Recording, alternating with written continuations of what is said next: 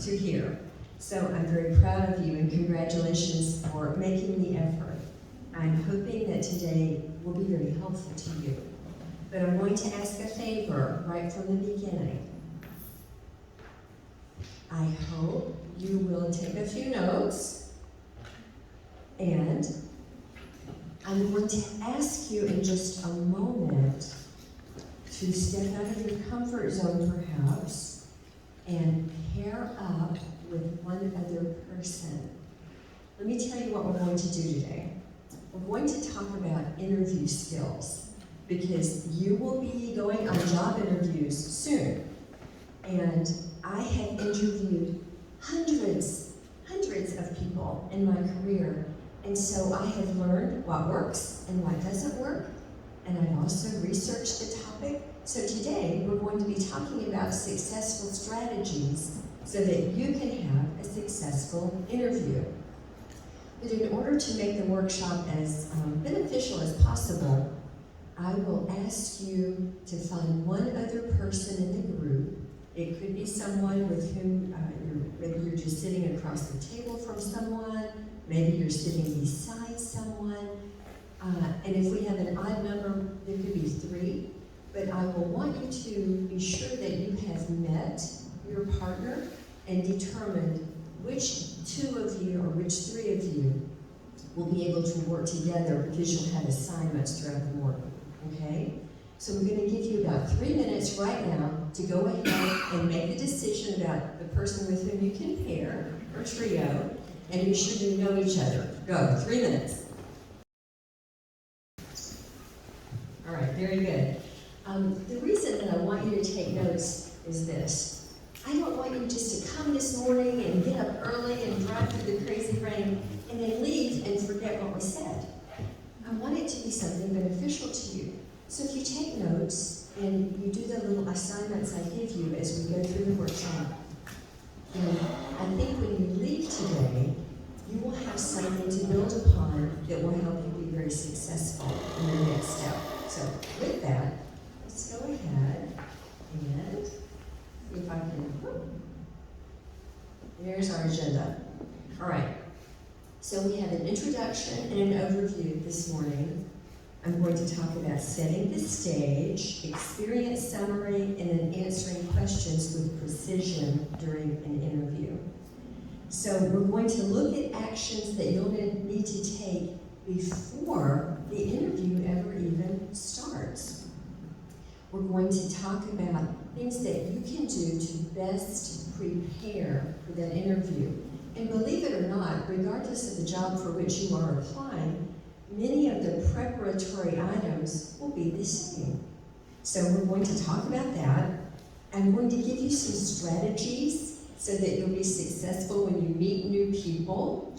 I'm going to help you develop kind of what we call an elevator speech, and I'll explain that later.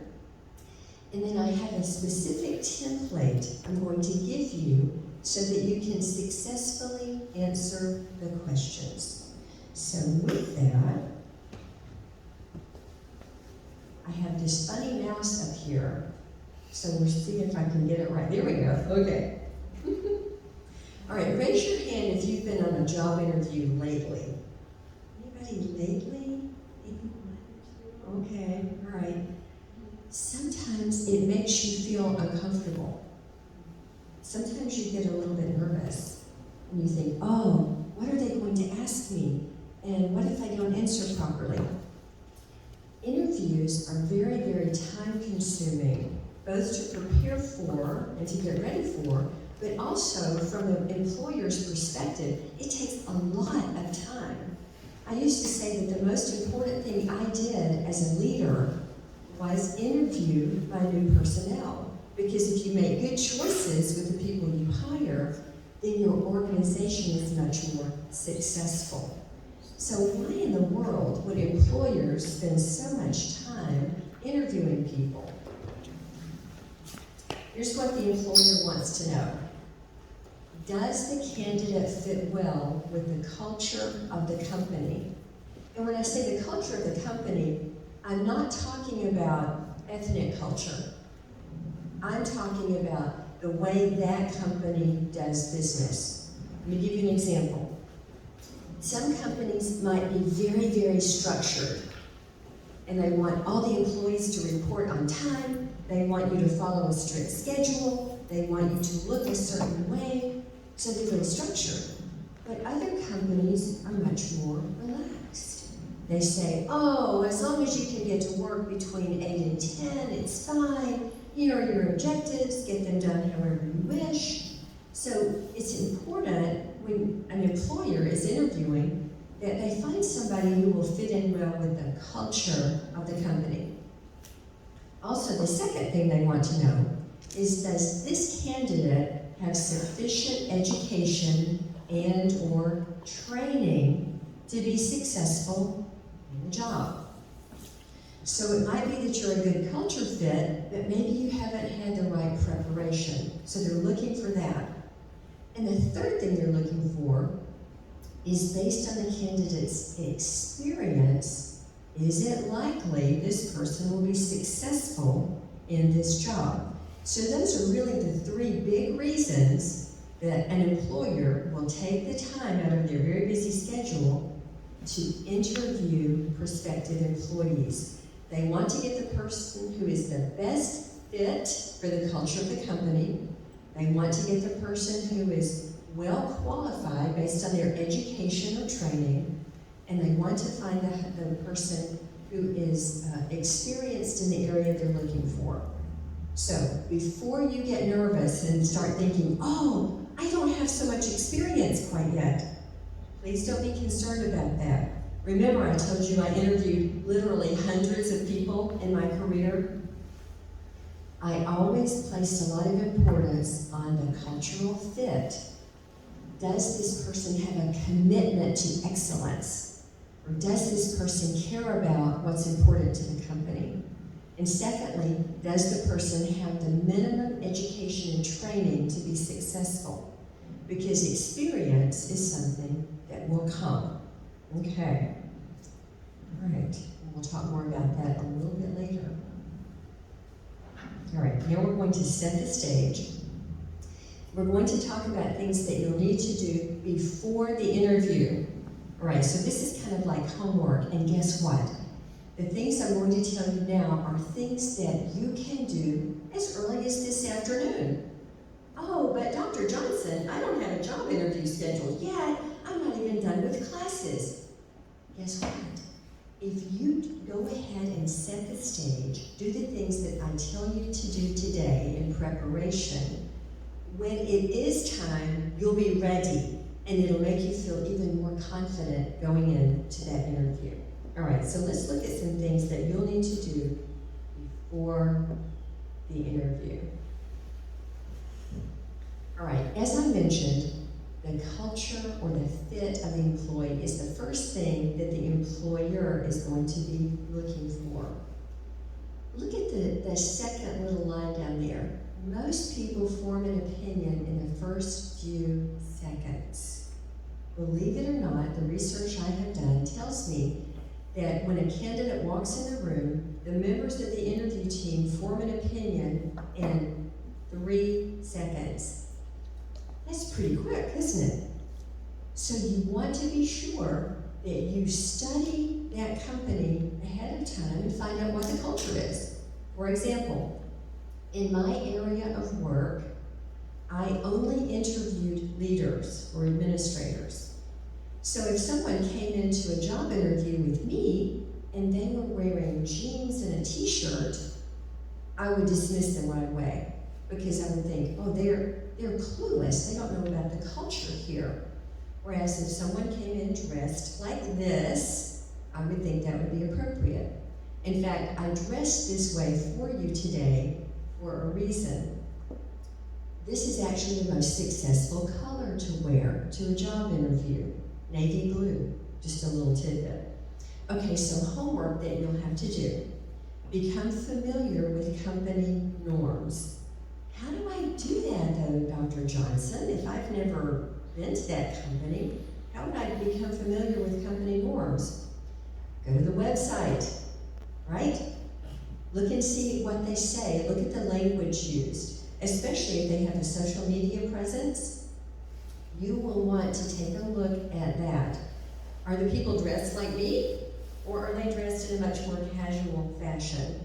What does the language sound like? Does it sound like casual language, or maybe creative language, or does it sound like very structured language? When you are preparing to go for an interview, look at that third bullet. You're going to dress up rather than down. Let me explain that. If you go to the website and you find out that most people who report to work look like they're just wearing, a shirt and slacks, you might want to up the game a little bit, maybe have a new shirt or a shirt with a jacket.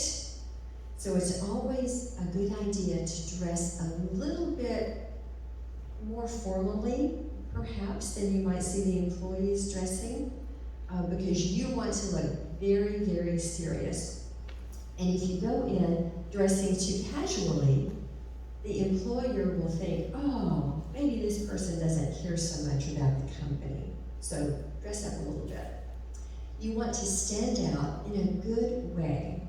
So you want to make a really, really good impression. And these are all things that you can rehearse and practice before you ever get a job interview. I just mentioned that navy is the most successful color to wear to a job interview. The second most successful color is black. And I noticed that Ryan is wearing, I believe, is that a black suit today, Ryan? Yes. Yes, it's very sharp, very sharp. So that's a very successful color to wear. The third most successful color is gray, and the fourth is brown. So it's interesting, those are all kind of neutral colors, and they're all sort of dark, aren't they? Because culturally speaking, when you wear a dark color, it makes you look a bit more serious, okay? Darker color, neutral color. Also, jacket. If you're applying for a position that involves leadership, you look much more like a leader with a jacket. You also look a little bit more mature with a jacket. So if you think, oh, I'm only 22, I'm only 24, and I don't know if they'll think I'm old enough to know what I'm doing, then put on a jacket, because it will make you look a bit more formal and a bit older. Okay. And then lastly, it says up there, body language is important. Believe it or not, that is true. If you go into an interview and your shoulders are slumped, you're looking down, does this look very confident? No. Shoulders back, eyes straight ahead, strong eye contact. Yeah? You want to look like you know what you are doing. For some of you, that might not be comfortable because maybe that's not your normal attitude that you show. Maybe it's a little bit different with your friends. So this is something you could practice ahead of time. Yeah? So practice with that body language. Prospective employers are looking for someone who can be successful on day one. Now, application opportunity.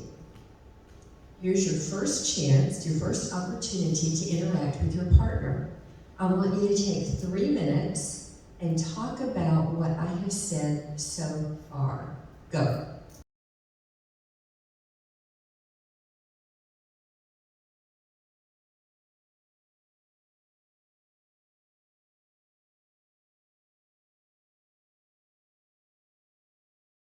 Okay, everybody. Now that you've had a chance to chit-chat a little bit with your partner, and by the way, great job. Thank you for participating. Believe it or not, one of the most significant factors for human development and learning is being able to immediately talk with someone about what you just heard. It helps those dendrites to fire in the brain, so great job. Now, having done that, do you have any questions before we go to the next step? Yes, Ray. So you mentioned look into people's eyes. Yes. Interviewers' eye. Is there, like, if you look at them and their eye wear off and then come back, or something like that happen, what do you normally do? Like, are you continue staring at them, or are you doing, like, maybe you look, because normally interviewer has maybe 2-3 people, depends on the situation. Final interview normally has more people. So are you looking at different people, like, like switch between peoples and then look them into the eye for like 5-10 seconds, or what do you normally do? Yes, great question. So typically the person asking the question has some influence on who gets the job, right? So you want to always look at that person and say, if I was interviewing you, you would say, well, Dr. Johnson, that's an excellent question. Or, Dr. Johnson, let me think about that a little bit. So if you repeat the person's name, that's always helpful. But if there is a team, and often there is, you look at the person who's asked the question first. Well, Dr. Johnson, that's a great question. Then you begin answering, but you turn your gaze to each member of the committee, each member of the group. So you look at each one for just a few seconds to make sure that you are getting eye contact with each member of the interview team, because it's likely they'll have a discussion about the candidates at the end, and it's just important to get that eye contact because it shows each person, oh, this candidate values me because she just looked at me right in the eyes, or he just looked at me right in the eyes. That's sort of a statement of respect, right? So you'll want to do that. Great question. Any other questions about that? All right, then we're going to go ahead. Now we're going to talk a little bit about your experience summary, because employers are going to want to know a little bit about your experience. So you're going to be considering all kinds of things like the timeline of your education. You're going to be thinking about your work experience. You'll be thinking about the degree program or programs that you've been into. You'll be thinking about maybe your graduate thesis or maybe a master's level project that you did. But one thing that's really important as you're just starting out in an interview is what is known as an elevator speech. Have you ever heard of an elevator speech? Anybody? You have. Very good. A couple of you have. Any idea what an elevator speech is? Is that where you go up and down like the elevator? No. What do you think it is? Literally, it's just like when you are in like office and you are getting to the elevator and you have like 30 to 60 seconds and you can talk with your supervisor, and it's a great opportunity. You can express yourself, introduce yourself, and like speak to those higher managers that you don't really meet them awfully, so you can present yourself. It's a great opportunity to do that. Thank you for sharing. Perfect. Did everybody hear all that? So the elevator speech is something very brief that you need to have in your brain, kind of memorized, because you never know when you'll get an opportunity, right? But during the interview, it's kind of nice to begin with an elevator speech. So we're going to break it down one element by another and show you exactly what to say during your interview. So here is an example of an elevator speech.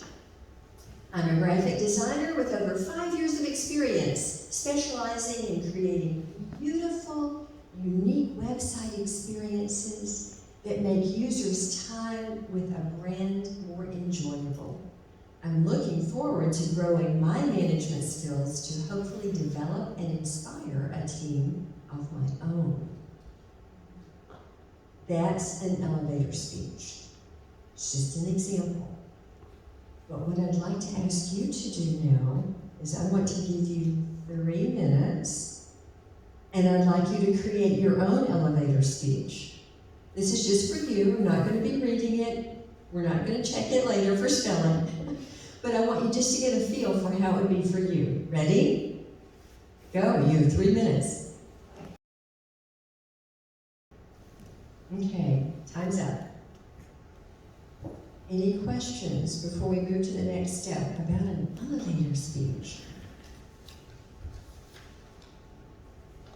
Okay, we're going to proceed. And we're going to look a little bit about the experience summary.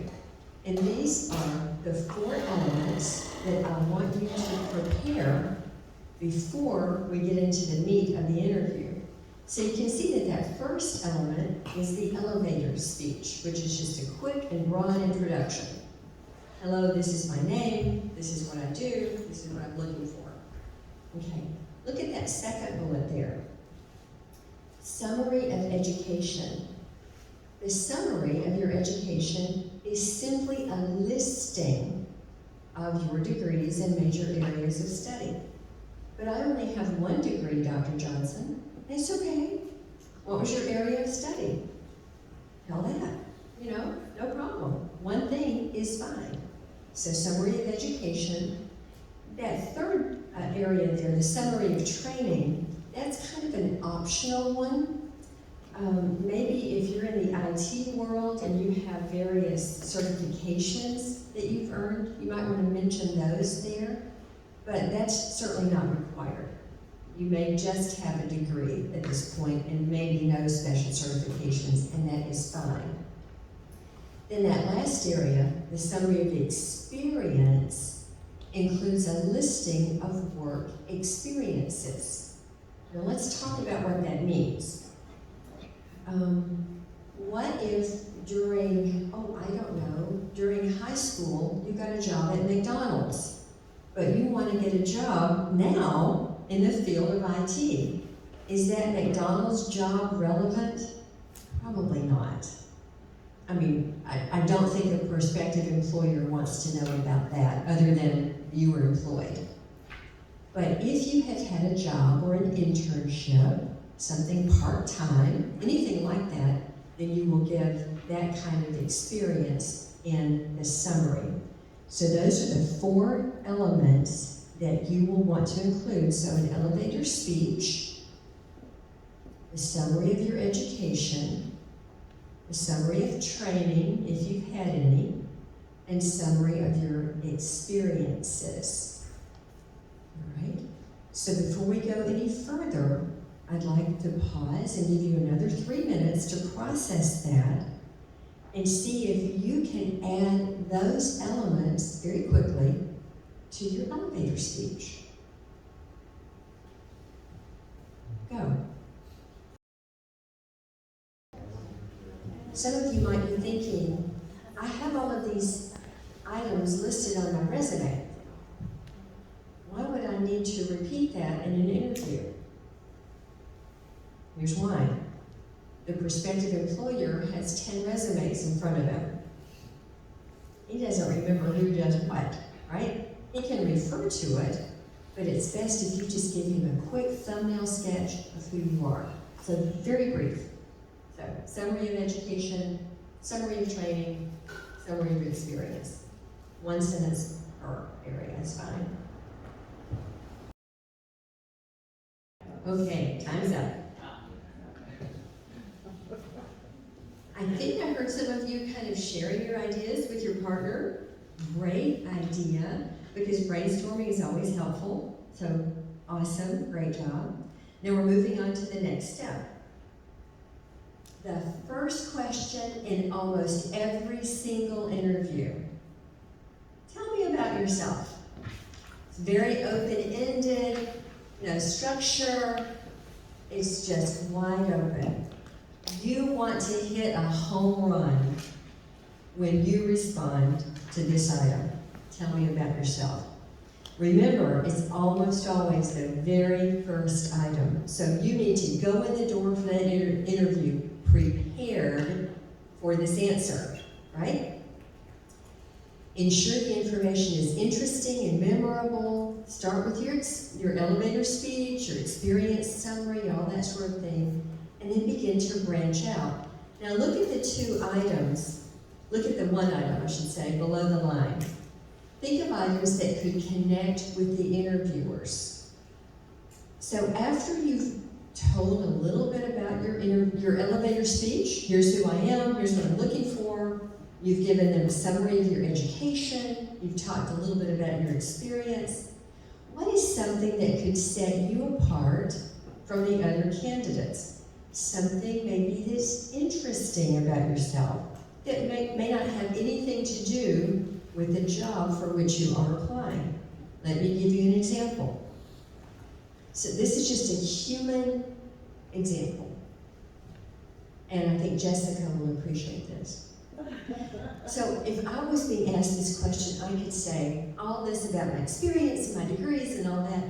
And by the way, I am an animal lover.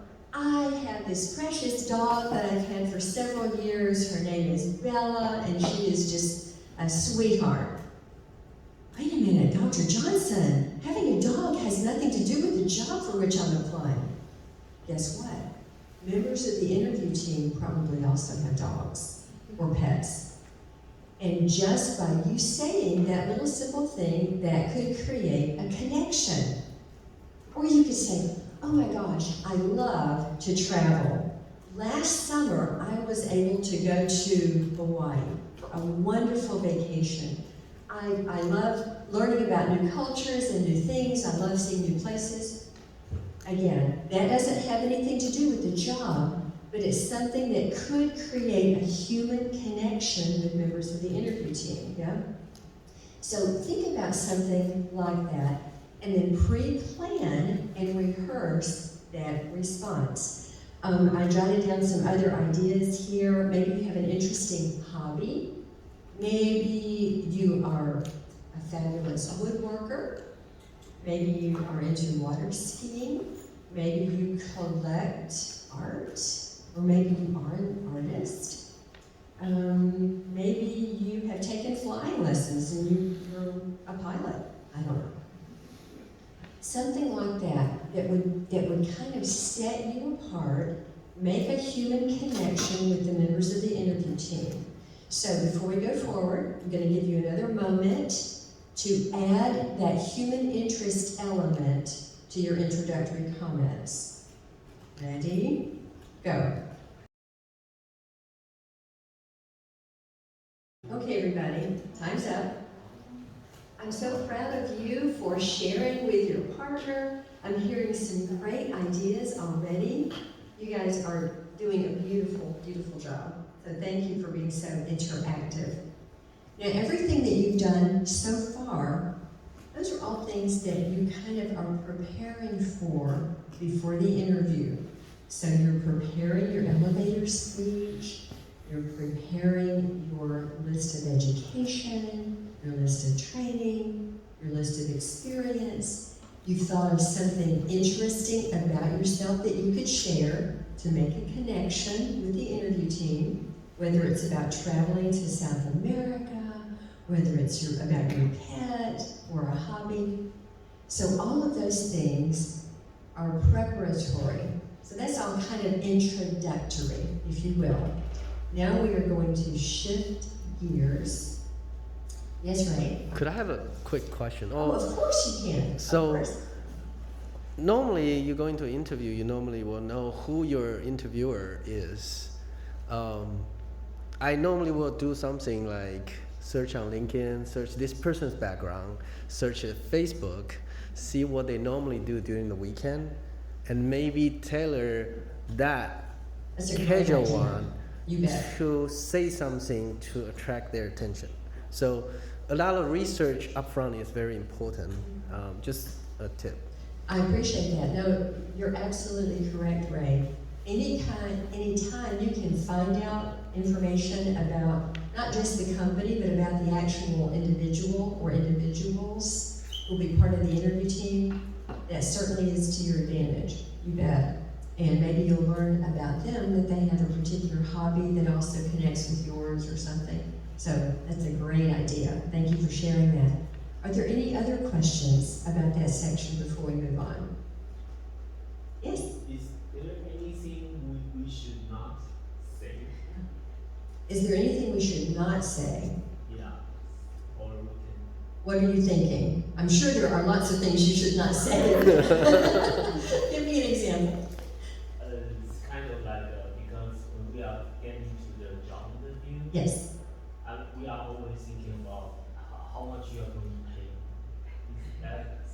asking? How much you're going to be paid? Yeah. Okay, thank you.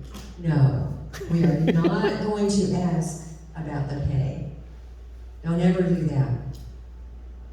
Now, at the end of the interview, there are some cases where a prospective employer might say, what are your salary requirements?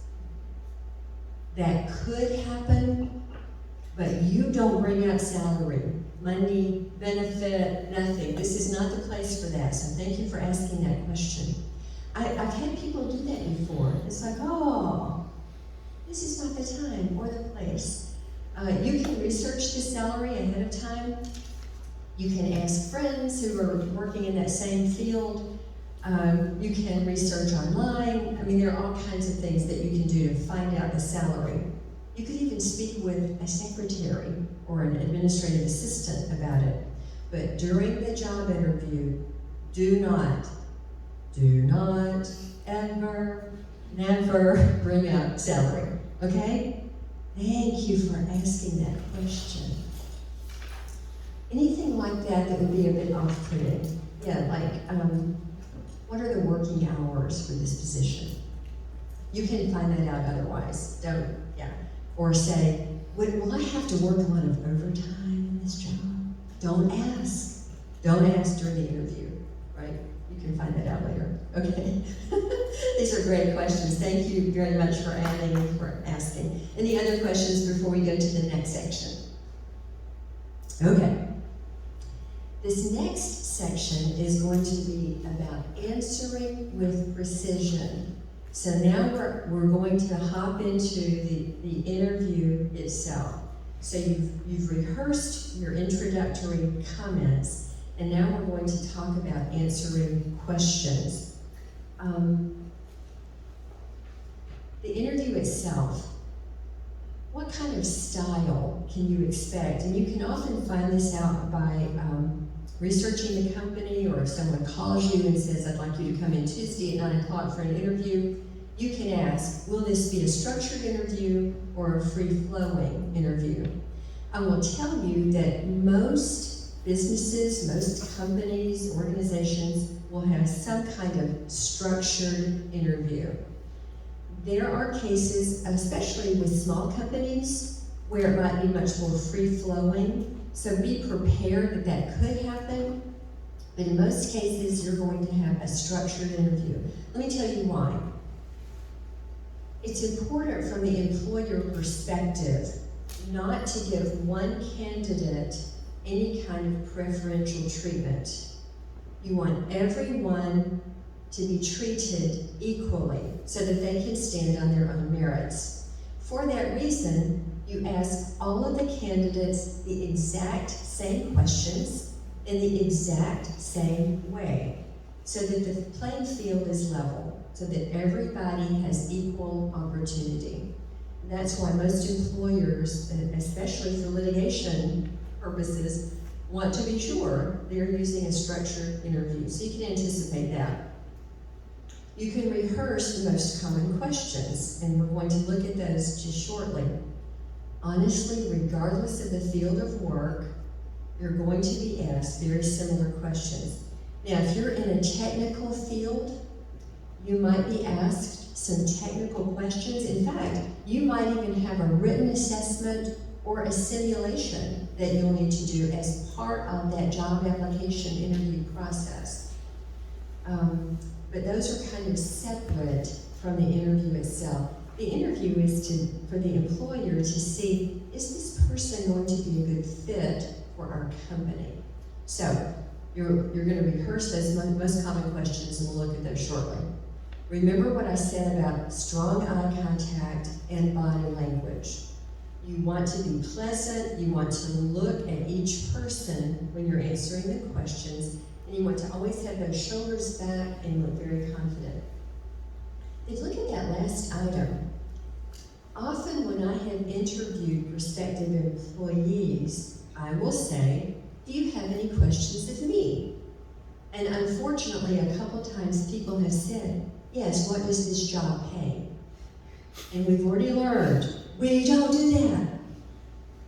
needless to say, that individual did not get the job. But it is a good thing to prepare maybe 2 or 3 questions that you can ask, and it might be something like, what do you consider is the greatest challenge for your company right now? You could ask, does your company offer opportunities for growth? Because I wish to advance in my career field. So that would be fine. You could even ask a question as simple as, what are the next steps? But have something ready to ask. That shows that you are a thoughtful person, it shows that you are well prepared, and it kind of lets the interview team know, hey, I've got a thinker here. This is someone who is very bright and wants to know more information about our company or about what's happening next. So I think that's a good thing. Handshake. Let me talk about the handshake. It's not up there, but let me talk about that.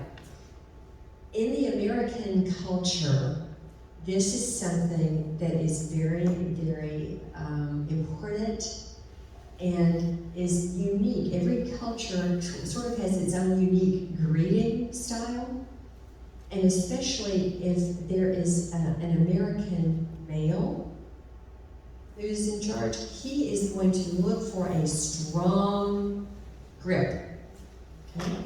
So ladies in the room, practice. That is not something that we typically do. But you want to extend it. You'll wait, and if the individual puts his hand out or her hand out first, then you extend yours to shake. And sometimes that can happen nicely, right? At the beginning of an interview. Maybe the interviewer will want to introduce you to members of the interview team. But you wait and see if a hand is extended to you. And if so, grip the hand, shake it firmly. And we might even take a moment to practice that just shortly, I don't know. But that's a really important thing to remember. So body language, eye contact, firm handshake. All right? Do you think we should just go ahead now and try it? I think we should. Let's shake hands with your partner and see if you've got it. You want to feel the bones in their fingers.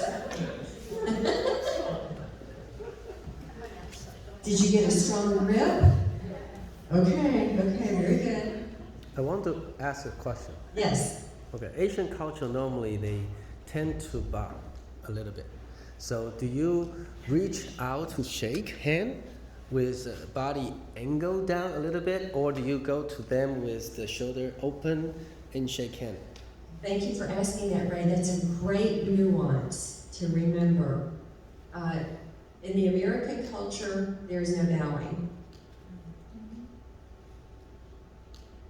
I am standing straight and tall.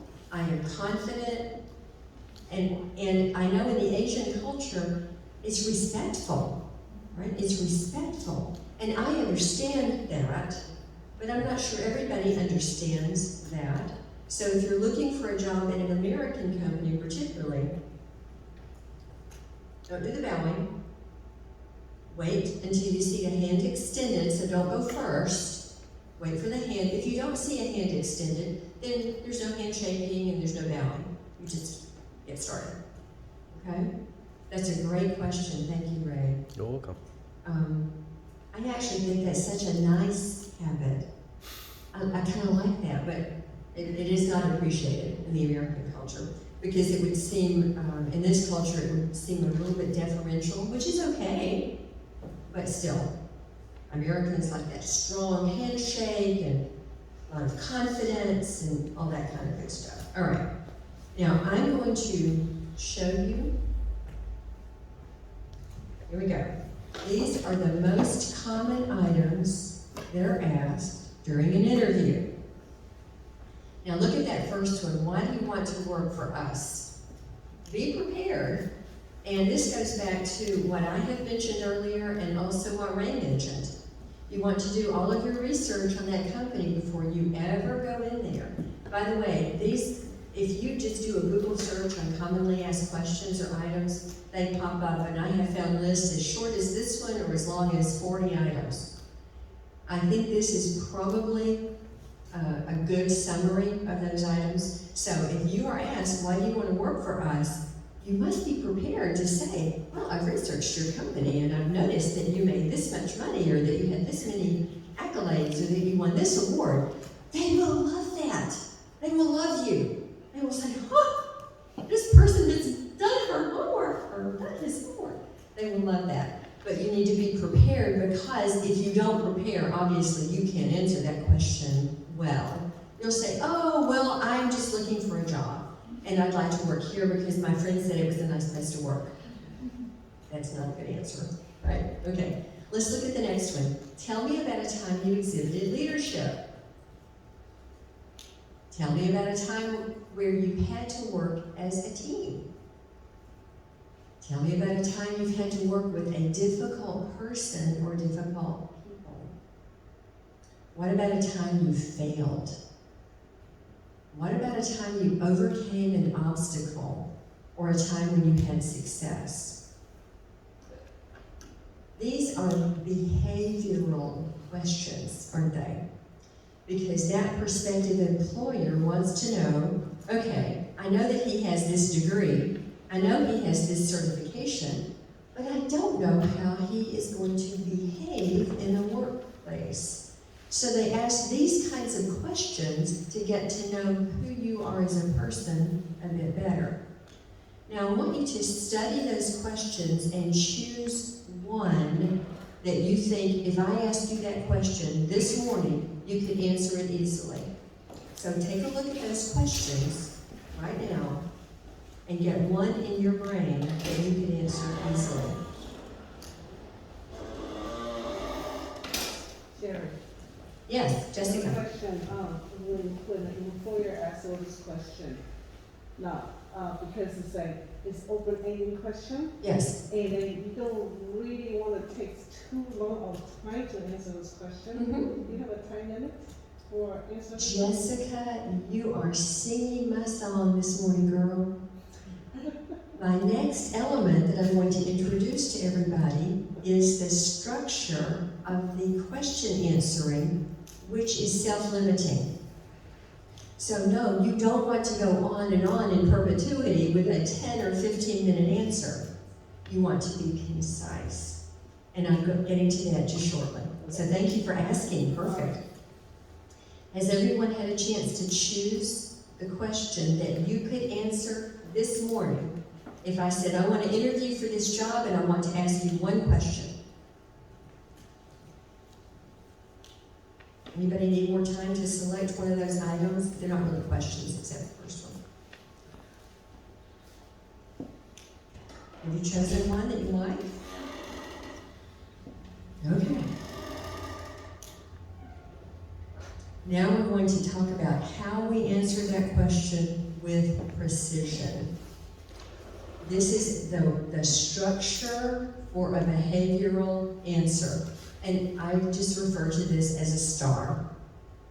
The S stands for situation, the T for the task that you were assigned, the A for the actions you took, and the R for the results. If you can get this in your brain, this will help you answer any behavioral question succinctly. You can add some detail, but not too much, because you want to get to that R. You want to get to the result to show what a great job you did in that scenario. Okay, now let's kind of break this down a little bit. Let's say I had been asked about this opportunity today. Dr. Johnson, can you tell me about a time when you were successful? Here's my response.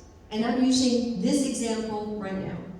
Well, the situation was, I was contacted by my friend Ray, and he said that it might be helpful to students to have a workshop on interviewing skills. So that's the situation. The task is, I was tasked with putting together a presentation for the students because I have a lot of background in interviewing individuals for jobs. The A, the actions I took, well, I had to go back in my own memory, draw upon my own experience, and think about times when I had interviewed candidates for jobs. I also did my research.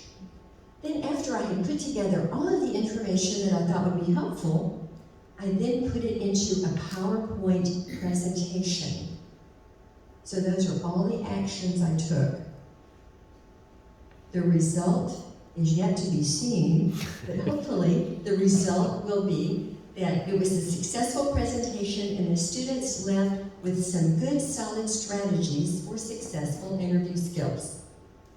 There's my star answer. It's concise, it's short, it gave you enough details so that you knew what was going on, but not so much that you started falling asleep. Right? So you state the situation, you then give the task, you talk about the actions, and often there are maybe 3 to 5 steps, 3 to 5 actions you took, and then the result of those actions. Now, I'm going to ask you to really work on this application. Remember that item from those most common list of items asked in an interview? Remember the one that you selected as your favorite? Now I want you to formulate your response to that item in the STAR format. I'm going to give you 3 minutes to do that. Go.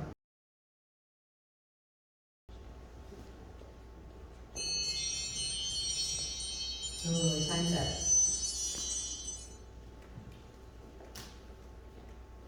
Is there anyone who feels pretty good about your STAR? You would like to share it with the group? I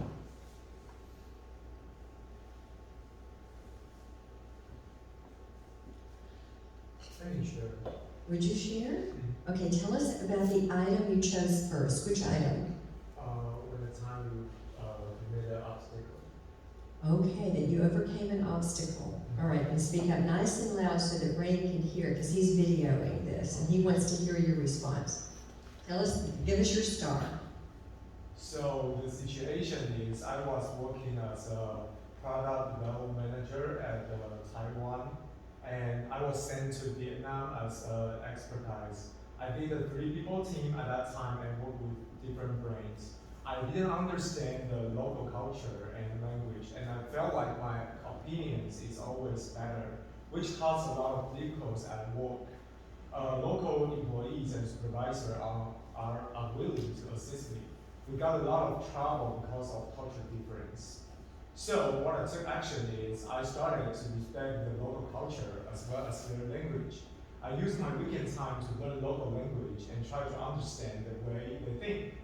As a successful leader, I need to be an open communicator, and when my team members have questions, I need to let them know that they can always feel free to come to me and discuss with me. I try to be more open-minded and more willing to help different voices. Finally, I did a team to build a satisfied products for brands, and I find that local state, they are more willing to cooperate and talk with me. Also, my team member gave me a lot of help and suggestions, which is super helpful. The result is that our team increased 50% of sales of orders and developed double new development styles in the upcoming years. During my time in these roles, I learned how to not only work with the team, but also to be a team leader. I learned that it's always my job not to only do my best, but to help, but to also make sure that I make those people around me better, and I make the whole team better. Beautiful.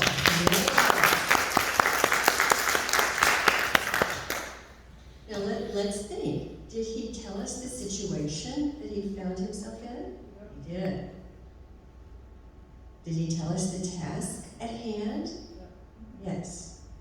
Did he tell us the actions he took? He did. And then he told us the result of those actions. And by the way, congratulations for even mentioning a statistic in there. Anytime you can use numbers in your results section, that you increase productivity by this percentage, or you had this many participants, anytime you can quantify the R, quantify the result, that's to your advantage. Beautiful, beautiful job. I'm very proud of you. Any questions about formulating that STAR response before we go forward?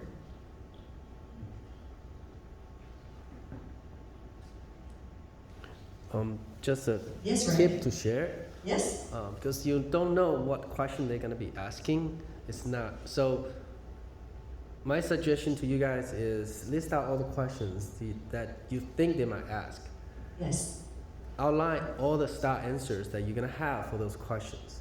Memorize it and use that as a palette to kind of play and interchange depends on the question it's going to ask. So just create a template that you memorize first. Absolutely. And that's why I think the little mnemonic device, the STAR, is very helpful, because this afternoon, if you had interest in time, this very day, you could go back home, you've got the list of questions, or you could do a search for additional questions on the internet for the most commonly asked items. And you could create your own collection of stars today, right? Because as Ray said, you're never quite sure what you're going to be asked, but the questions in almost every case are going to be behavioral, just like those. And so if you give a STAR response, it's concise, you've given enough detail, and you have impressed that interview team, because it's something that you can follow. The human brain can follow that pattern, right? Here's the situation, here are the tasks, here is the task, here are the actions I took, and here's the result.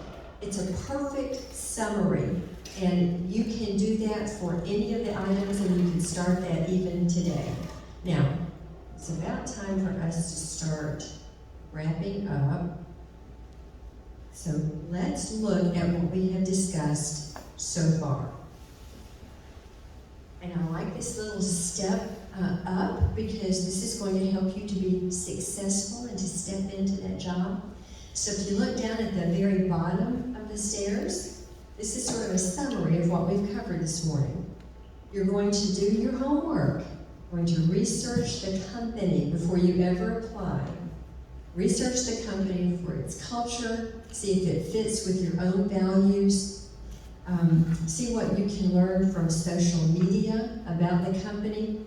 And it's something that I didn't write on this slide, but be sure to study the job description. So when you see a job advertised, you think, oh, that sounds like a great job. Oh, and I like the salary they're advertising.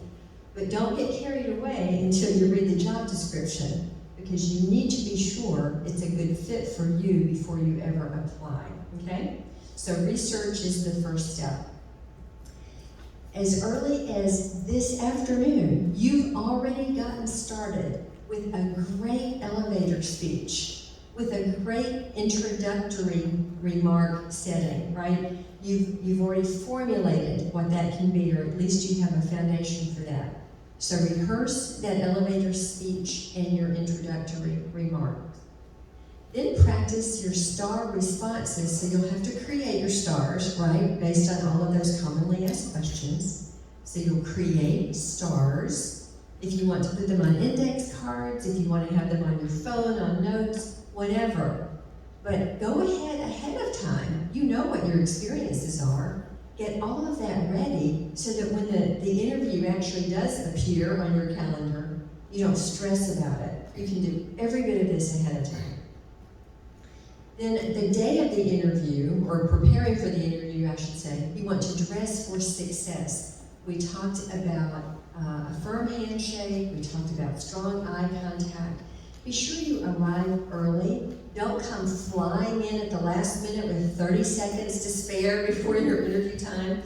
You know, if you have an interview at 10 o'clock, you want to be there no later than 9:45. And a couple of other little tricks that are not on the slide. Everyone has a mirror in their car. Use the mirror. And the ladies are all smiling because they know what I'm talking about.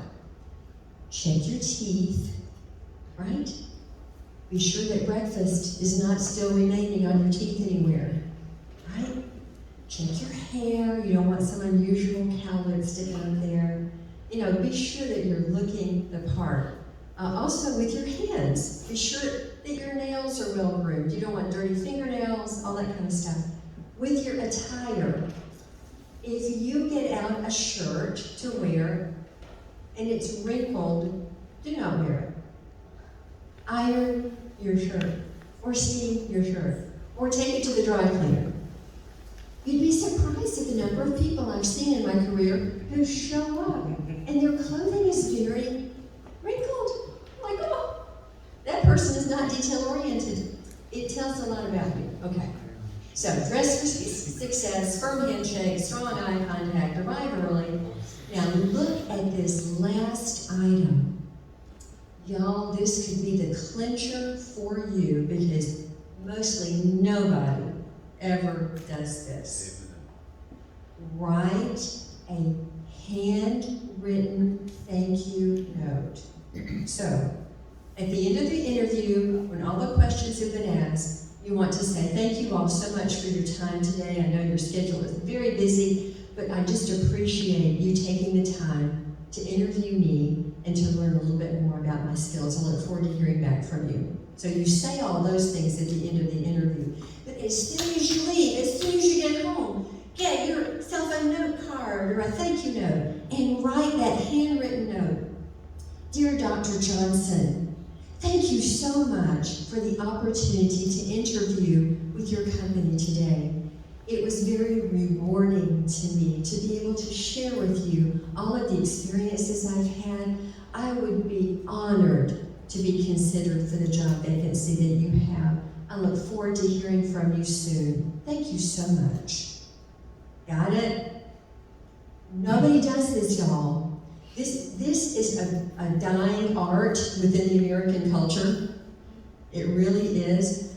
Most people your age don't do that kind of thing. If they send a text message, great, or maybe an email. But I'm telling you, it goes such a long way if you just write a handwritten thank you note, mail it to the individual, the lead interviewer, if you will, so that he or she gets that within the next couple of days after the interview. It makes a huge impression, okay? All right, now with that, in our last remaining minutes, first of all, I want to give you 3 minutes to work with your partner and share your star that you created. I just want you to get a feel for that, and then after those 3 minutes, I will entertain questions that you have about your star or about anything else on this slide. All right? So with that, 3 minutes, go. Okay, everybody, we can come back together.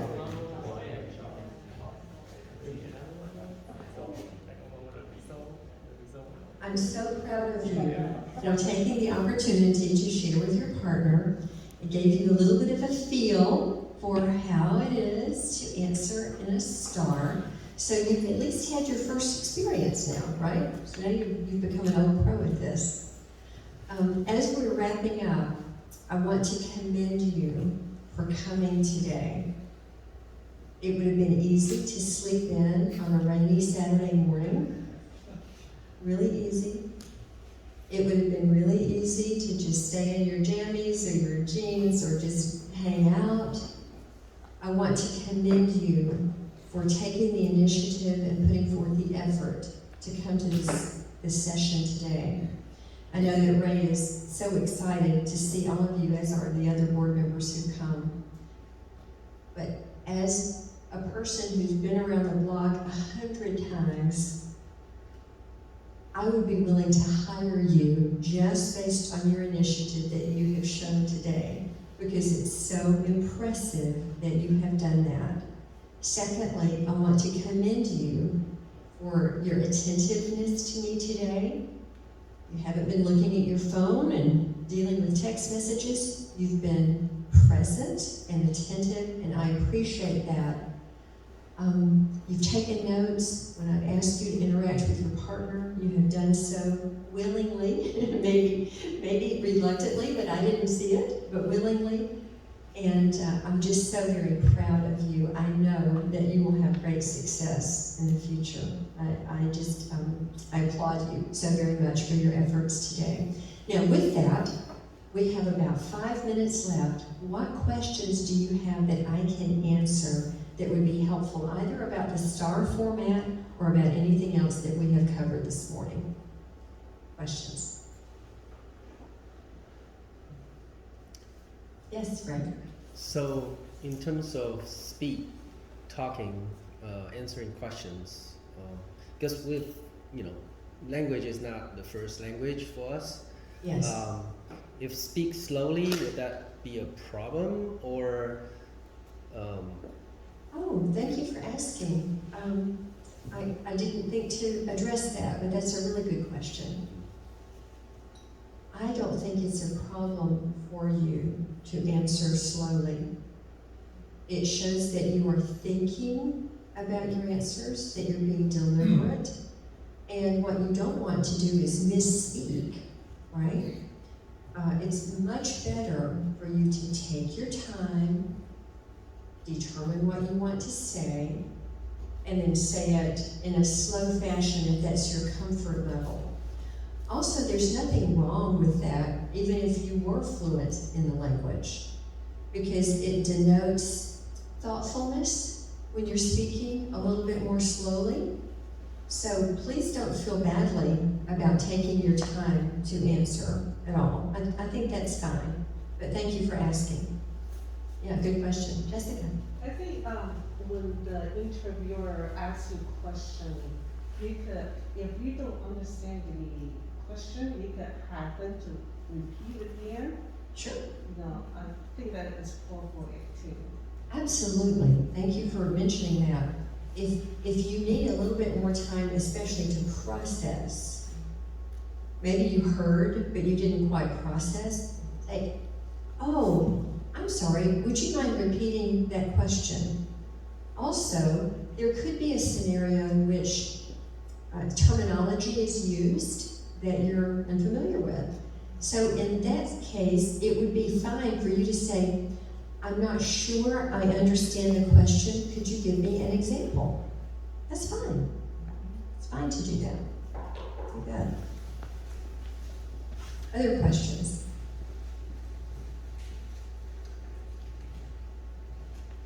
I have two questions. Yes? Question number one, you just mentioned like to make a handwritten thank you note at the end of the interview, and I'm curious like how to do that if you're doing the online meeting. So is that, I just want to make sure I'm using the correct. Great question. I'm so glad you mentioned that because I wanted to say something else about an online meeting too. If it is online, if you're doing a Zoom interview or whatever, then in that case it would be fine to send an email or some kind of communication. It's much better to do something than nothing. So absolutely. And if you don't have the email address for the person who is interviewing you, but you have an assistant, then send the email to the assistant and say, please give this to Dr. Johnson, right? Now, speaking of the online interview, in my last job as a university professor, during COVID, we had to have a lot of online classes, right? Something that I learned, and you might want to remember this if you haven't learned it already. Don't set your laptop down flat on the table to where the camera is pointing up so that we can all see up your nose.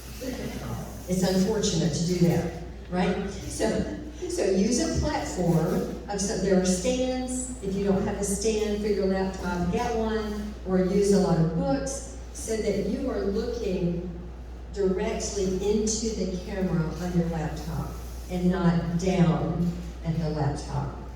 That's important for anything that you do, any kind of online meeting, but especially for something as important as a job interview. So great. Did you have a second question? Yes, my second question is I actually have something to do recently, so I prepare all those process, and I got into the final round, but unfortunately I have get in, and I contact the recruiter and I asked for the reason, and she gave me the reason that like for those interviewers they think that I'm not confident enough. So I'm wondering, like in American culture, how can I show more confidence? That's a great question. Great question. How can I show more confidence? And I cannot overemphasize confidence as a factor, because one of the most beautiful things I think about the Asian culture is it's a very deferential, a very honoring, a very respectful culture. I love that. But in America, those traits are considered weakness traits. So you have to, the shoulders have to be back, the chin must be up, the eye contact is strong. You hear me? The handshake is firm, right? And being a female, you know, I had to learn all of these things because I was in a man's world, right, the whole time. And the American male is filled with bravado at times, right? So, you know, we all have to understand that that's the culture, and if we wish to be successful, we have to kind of think about those things. So if you want to have a quick sidebar with me, that I need to wrap up the presentation because it's noon and it looks like I'm standing between you and lunch, so that could be a dangerous thing. But if you'd like to have a sidebar with me afterwards about anything specific like that, and I'll be glad to talk with you specifically about that as well. So with that, thanks so much, everybody. Ray, do you have any comments for this group about what happens next?